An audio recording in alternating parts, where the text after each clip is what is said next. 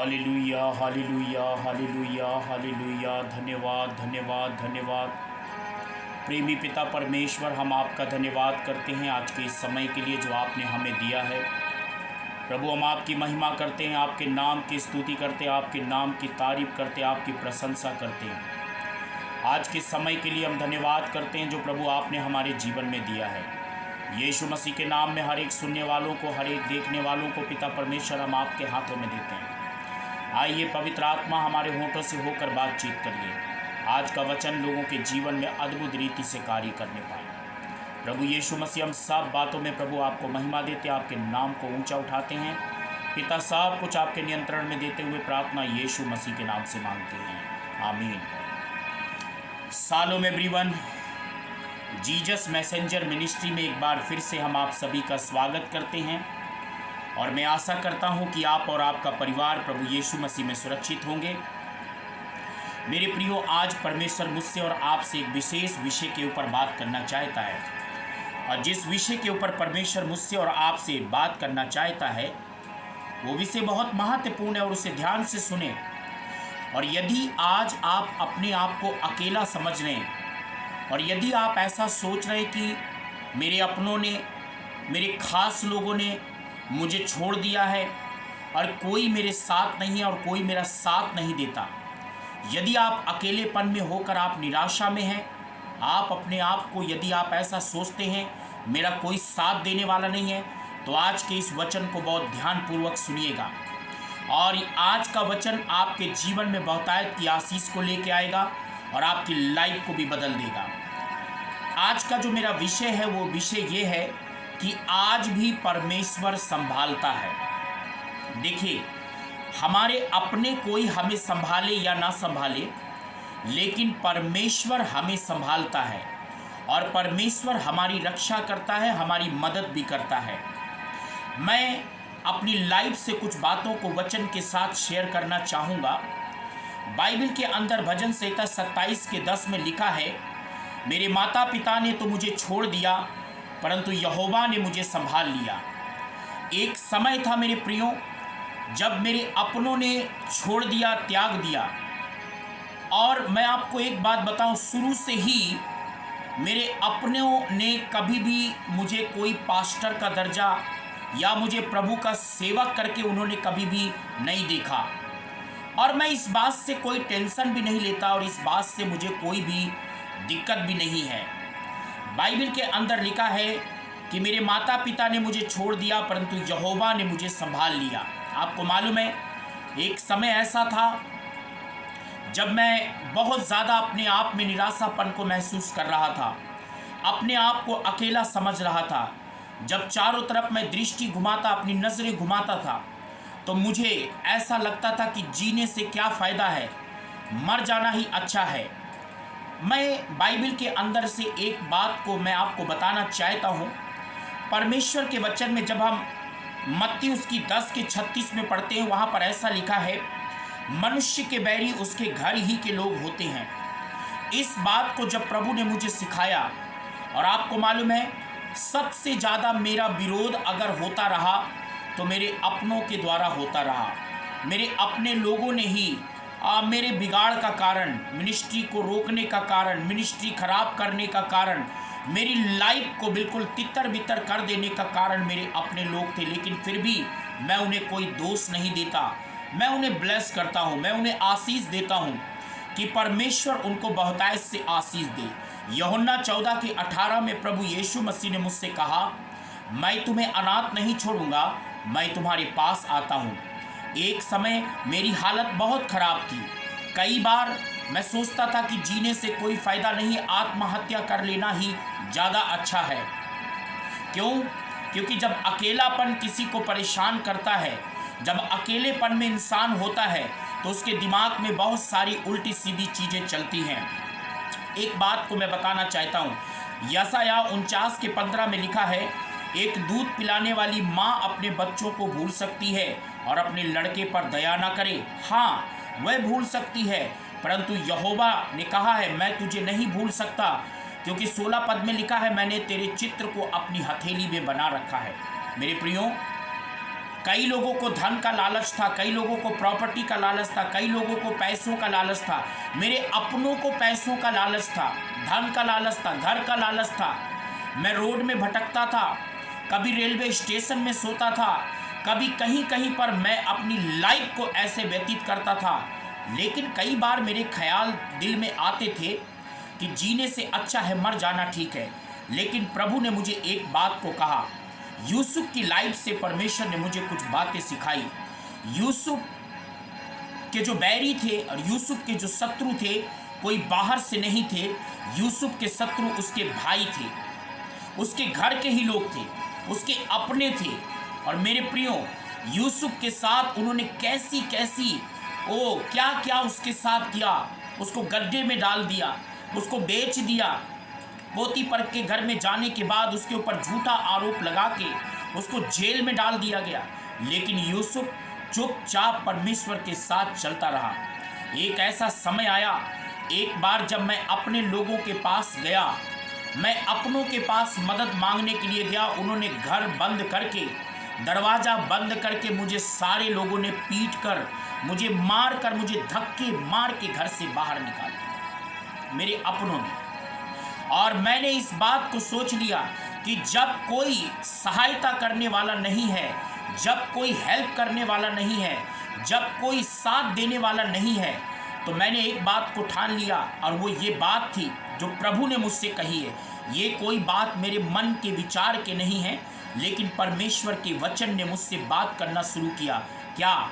जब मैं आत्महत्या के लिए सोच रहा था, अपने जीवन को ख़त्म करने के लिए सोच रहा था, जब मैं लाइफ से बहुत ज़्यादा परेशान हो गया, सब कुछ चला गया, सब कुछ बर्बाद हो गया, सारी चीज़ें खराब हो गई, तो परमेश्वर ने एक बात को कहा, आत्महत्या करने से क्या फ़ायदा है। नीति वचन 14:24-10 में लिखा है, यदि तू विपत्ति के समय साहस छोड़ दे तो तेरी शक्ति बहुत कम है। अगर विपत्तियां तेरे ऊपर आ रही हैं, प्रॉब्लम तेरे ऊपर आ रहे हैं, ऐसे समय पर अगर तू साहस छोड़ देगा तो तेरी शक्ति बहुत कम है। मैंने कहा, प्रभु मैं क्या करूं, मैं क्या कर सकता हूं प्रभु, ना कोई आगे है ना पीछे। तब परमेश्वर ने मुझसे कहा, यशायाह 41:10 में, मत डर, मैं तेरे संग हूँ, इधर उधर मत ताक, मैं तेरा परमेश्वर हूँ, मैं तुझे दृढ़ करूँगा, मैं तेरी सहायता करूँगा और अपने धर्म में दाहिने हाथ से तुझे थामे रहूँगा।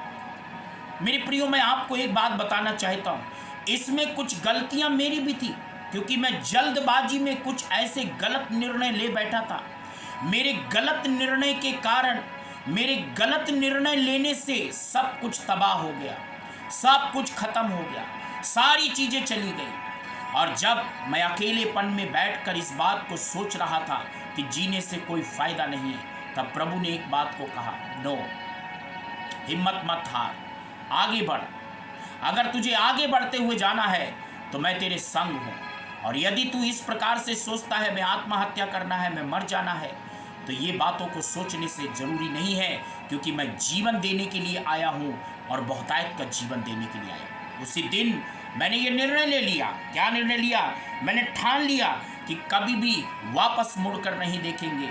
जिस पैसों के लालच में, जिस प्रॉपर्टी के लालच में मेरे अपने लोगों ने, प्रॉपर्टी के लालच में, पैसों के लालच में, हैं, धन के लालच में, ये सारी चीज़ों के लालच में लोगों ने बैर कर लिया। यहाँ तक कि कई ऐसे, मैं किसी का इस प्लेटफॉर्म से, इस यूट्यूब के चैनल के माध्यम से मैं किसी का नाम नहीं लेना चाहता, कई पासवान भी मेरे विरोध में आ गए, कई प्रभु के दास भी मेरे विरोध में आ गए।